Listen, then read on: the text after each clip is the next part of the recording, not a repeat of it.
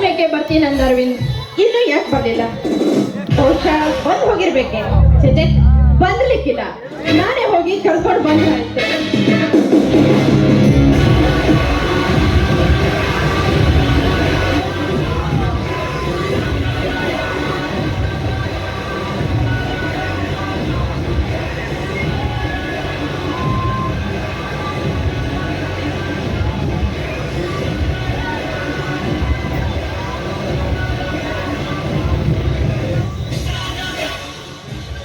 ಏಕೆ ಅಂಬಿಕಾ, ರೆಕ್ಕೆ ಬಲಿತ ಹಕ್ಕಿಯಂತೆ ಅವಸರದಿಂದ ಆತುರ ಪಟ್ಟು ಗೆರೆ ಬಿಚ್ಚಿ ಹಾರಾಡುತ್ತಾ ಹೊರಟಿವೆಲ್ಲ ಎಲ್ಲಿಗೆ ನಿನ್ನ ಪಯಣ? ಯಾಕೆ ಅರಗಿನಿಯ ಅಂತರಂಗ ಬಯಸಿದ ಹಕ್ಕಿ ತಕ್ಕ ಸಮಯಕ್ಕೆ ಬರಲಾರ್ದನ್ನು ಕಂಡು ದಿಕ್ಕು ತಪ್ಪಿ ಬಿಟ್ಟಿರುವೆಯಾ? ಇಲ್ಲ ಅಮೃತದ ಸವಿಜೇನನ್ನು ಸವಿಯಲು ಸರಿಯಾದ ಸಮಯಕ್ಕೆ ಬಾರದ ದೊಂಬಿಯ ದಾರಿ ಕಾಯುತ್ತ ಕಂಗಾಲಾಗಿರುವೆಯಾ? ಅದಕ್ಕಾಗಿ ನೀನು ಯೋಚನೆ ಮಾಡುವ ಅವಶ್ಯಕತೆನೇ ಇಲ್ಲ.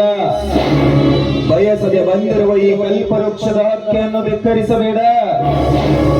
ಏಕೆ ಅಂಬಿಕಾ, ನಿನ್ನ ಪ್ರೀತಿಯ ಪರಿಮಳವನ್ನು ಸವಿಯಲು ಬಂದ ತುಂಬಿಯನ್ನು ಕಂಡು ನಿನ್ನ ಮನಸ್ಸಿನಲ್ಲೇನಾದ್ರೂ ಭಯ ಹುಟ್ಟಿದೆ? ಭಯ ಪಡಲು ನಾನೇನು ದಿಕ್ಕಿಲ್ಲದ ಹಕ್ಕಿ ಅಲ್ಲ. ಹೆತ್ತವರ ಆಶ್ರಯದಲ್ಲಿ ಅನ್ನ ಉಂಡು ಬಲವುಳ್ಳ ಹಕ್ಕಿ.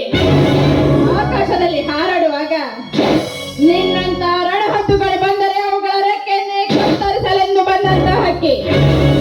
ಮಾಲ್ತೇಶ, ನಾನು ನೋಡ್ತಾ ಇದ್ದೇನೆ, ಈ 2-3 ವರ್ಷಗಳಿಂದ ನನ್ನ ಹಿಂದೆ ಸುತ್ತಾ ಇದೀಯ. ಯಾಕೆ? ಹೆಣ್ಣೆಂದರೆ ಏನೆಂದು ತಿಳಿದಿದ್ದೀಯ?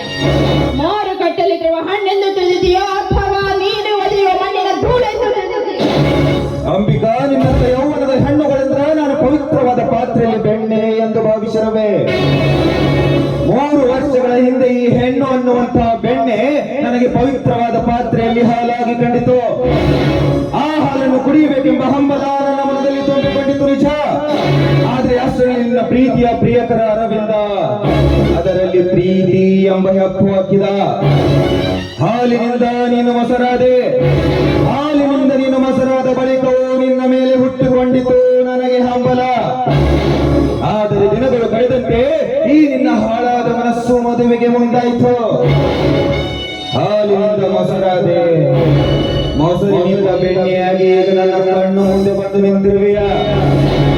ಒಂದು ವೇಳೆ ಈ ಪ್ರಸಂಗವನ್ನು ನಾನು ಕಳೆದುಕೊಂಡಿದ್ದೆ ಆದ್ರೆ ಬೆಣ್ಣೆಯಿಂದ ಕರಗಿ ತುಪ್ಪವಾಗಿ ದೇವರಿಗೆ ಮೀಸಲಾಗುವೆ. ಅಂಬಿಕಾ, ಈ ನಿನ್ನ ಯೌವನದ ದೇಹವನ್ನು ಹಾರಿಕೊಂಡು ಕಾಣದಾಗಿ ತಿನ್ನಲು ಬಂದಿರುವ ರಕ್ಷಕನಾನು. ತಿನ್ನುವ ಕಟುಕ ಜಾತಿಯ ಬೆಕ್ಕೆ, ಬೆಣ್ಣೆಯ ಪಾತ್ರೆಯ ಮುಚ್ಚುಳಿಕೆ ಬಲು ಭದ್ರವಾಗಿದೆ. ಬಾಯಿಗೆ ಸಿಗದ ಬೆಣ್ಣೆಗೆ ಕೈ ಚಾಚಲು ಹೋದ್ರೆ ನಿನ್ನ ಕೈಗೆ ಸಿಗೋದು ಬೆಣ್ಣೆ ಅಲ್ಲ, ಎತ್ತೋದ ಬರೆಗಳು. ಮುಚ್ಚೆ ಬಾಯಿ, ಮುಚ್ಚೆ ಬೆಣ್ಣೆ. ನನ್ನ ಇಚ್ಛೆಯನ್ನು ತುಚ್ಛವಾಗಿ ಕಂಡಿದ್ದೆ ಆತ. ಈ ನಿನ್ನ ಯೌವನದ ಅಂಗದಲ್ಲಿ ಅಂತ ಚಂದವಾಗಿ ಬೆಳೆದು ಬೆಳೆಯುವ ಈ ನಿನ್ನ ದೇಹವನ್ನ ಮಂಗನಾಗಿ ಬಂದು ಕಳಿಸಬೇಕಾಗ್ತದ. ಈ ಮಂಗನ ಅಂಗಳಕ್ಕೆ ಬರುವ ಮುನ್ನವೇ ಸ್ವಾಗತ ಪಡಿಸಿದ್ರ ಸರಿ, ಇಲ್ಲ ನನ್ನ ಆಸೆ ಈಡೇರಿಸಿಕೊಳ್ಳುವ ಛಲ ನನಗೆ ಚೆನ್ನಾಗಿ ಗೊತ್ತು. ಇಚ್ಛೆ ಇಲ್ಲದ ಹೆಣ್ಣನ ತುಚ್ಚಕಾರಕ್ಕೆ ಕರೆದದ್ದೇ ಆದ್ರೆ ನಿನ್ನ ಋಣವನ್ನು ಕೊಂಡೊಯ್ಯಬೇಕಾಗಿತ್ತು. ಒಲಿಯಲಾರದ ಹೆಣ್ಣನ್ನು ಕೆಣಕುವುದು ಒಂದೇ, ಹುತ್ತದಲ್ಲಿರುವ ಹಾವನ್ನು ಕೆಣಕಿದಂತೆಯೇ ಸರಿ.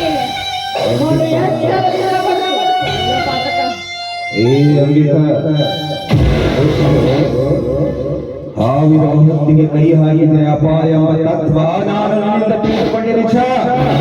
ಆದ್ರೆ ಅದೇ ಹಾವಿನ ಹಲ್ಲನ್ನು ಕಿತ್ತು ಹೊಂಗೆಯಿಂದ ತಡವಾಡಿಸುವ ಮಹಾ ನಿಪುಣನು ಅಂಬಿಕಾ.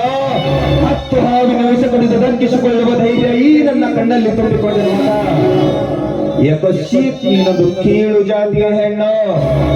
ಈ ನನ್ನ ಕಣ್ಣಾಗ ಒಂದು ಹೂಳ ಕಂಡಂಗ್ ಕಾಣ್ತೀಯ. ಹೆಣ್ಣನ್ನ ಕೇವಲ ಒಂದು ಹುಳುವಿನ ಜಾತಿಗೆ ಹೋಲಿಸ್ಬೇಡ. ಹೆಣ್ಣಿಗಾಗಿ ಎಂತೆಂಥವರೇನೋ ಆಗಿ ಹೋಗಿದ್ದಾರೆ. ಹಣ, ಆಸ್ತಿ, ಐಶ್ವರ್ಯವನ್ನು ಕಳೆದುಕೊಂಡವರಿದ್ದಾರೆ. ಇದನ್ನೆಲ್ಲ ನಿನ್ನಂಥವನಿಗೆ ಹೇಳುವ ಅವಶ್ಯಕತೆ ನನಗಿಲ್ಲ.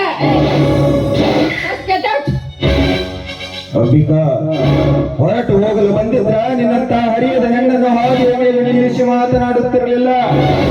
ಏನಂದ್ರೆ ನೀನು ಹೆಣ್ಣಿನ ಇತಿಹಾಸ ಬರೆಯುವ ನಿನ್ನ ದುರಂತ ಪುಸ್ತಕದಲ್ಲಿ ಪುರುಷನ ಪೌರತ್ವವನ್ನು ಮರೆತು ಪುಟಗಳನ್ನು ತಿರುವಿ ಹಾಕಿರುವಿಯ.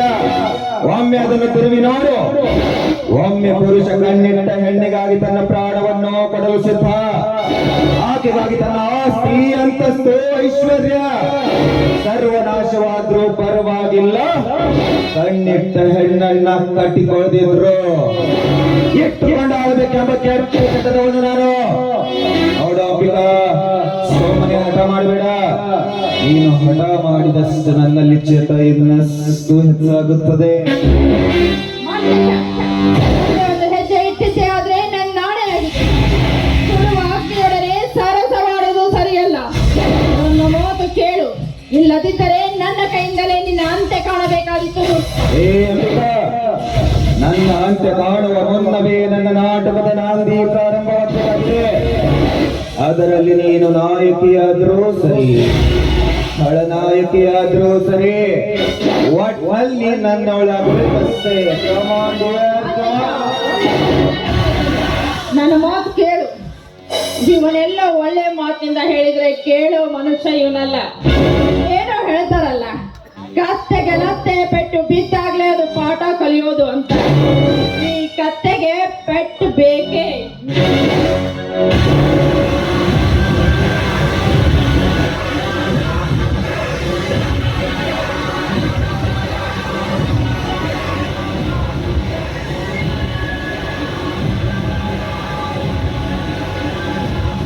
ಅಂಬಿಕಾ, ಉರಿಯುವ ಕಾಮದ ಅಗ್ನಿಯಲ್ಲಿ ನನ್ನ ಕೆನ್ನೆಯನ್ನು ಮುಟ್ಟಿ ಮತ್ತಷ್ಟು ರಚ್ಚಿಗೆಬ್ಬಿಸಿದೆ.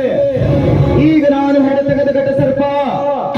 ಈ ಸರ್ಪ ಯಾವತ್ತು ನಿನ್ನನ್ನು ಕೊಂಬುವುದೋ ನಾವು ಕಾಣೆ. ಅಂಬಿಕಾ, ನಾನು ಮನಸ್ಸು ಮಾಡಿದ ನಿಂತ ಜಾಗದಲ್ಲೇ ನಿನ್ನ ಹೆಣವನ್ನು ಉಳಿಸಬೇಕಾಗಿತ್ತು.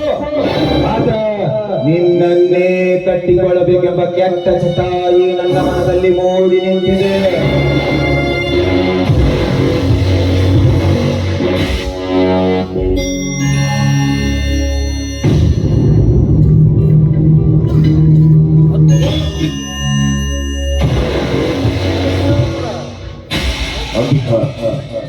ನೀನೆಷ್ಟೇ ನನ್ನನ್ನು ತಿರಸ್ಕಾರ ಮಾಡಿದ್ರು ಕೂಡ ಈ ಮಹಾಂತೇಶನ ಮನಸ್ಸು ಸದಾ ಅಂಬಿಕಾ ಅಂಬಿಕಾ ಅಂತ ಹಾತುರಿತಾ ಇರ್ತದೆ.